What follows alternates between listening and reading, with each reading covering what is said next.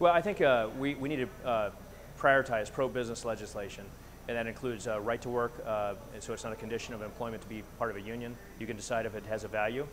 We also we need to fix our workman's comp second injury fund that's broken right now. We're one of the easiest states in the nation, and we need to tighten that up. Also, we need a complete tort system review, loser pay lawsuits. That will those three things will send the message that we're open for business. And then from there, we can go to the stage 2 and stage 3. But those three things send a big, big message to the rest of the world that we're open for business. And there's no reason we shouldn't be getting jobs here. We're in the center of the country. We have a lot of things to be proud of in our state.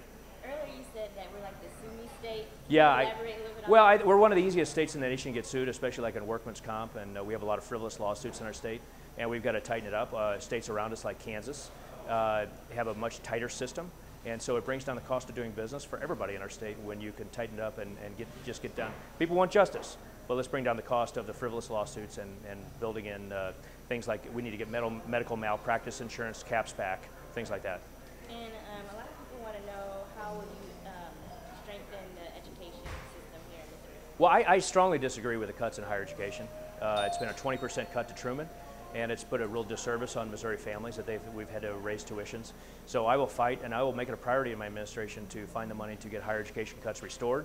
And to me, cutting higher education when you need a skilled workforce, and we're in certain areas, I think it's like cutting the sales force when sales are down. And we've got a tough enough time to find jobs for our graduates, and the last thing we need to do is be putting more burden on Missouri families and raising tuitions, and we've got to have a trained workforce, and the only way we're going to do it is get those higher education cuts back for both 2- and 4-year schools. And what do you want to tell Missourians the biggest difference between you and Jay Nixon? Well, I don't think there's been a bigger contrast in the history of gubernatorial elections. The last time a business person ran our state was 1937.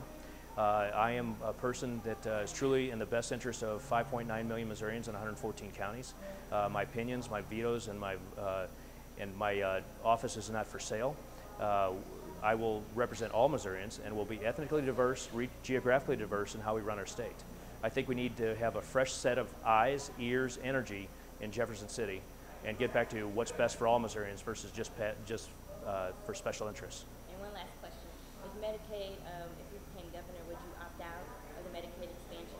I would for the short term. I'd really want to study it and see, try to get every bit of fraud out of the system. I just keep hearing way too many instances of fraud around our state. And I'd really want to look at that and make sure that everybody who is deserving gets it. However, we need to get the fraud out of it.